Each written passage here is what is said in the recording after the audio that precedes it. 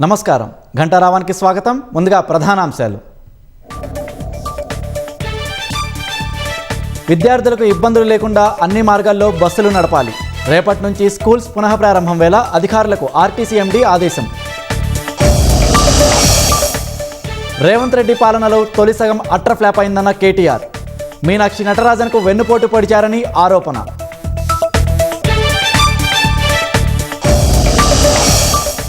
America ఆదేశాలను ప్రధాని సేవకుడిలా పాటిస్తున్నారన్న Congress.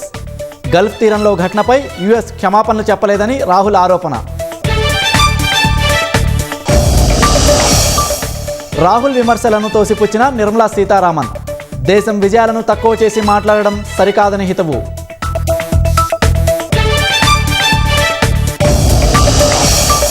America Iran శాంతి ఒప్పందం నేడేనన్న ట్రంప్. సంతకాలు జరిగే అవకాశం లేదని టెహ్రాన్ ప్రకటన.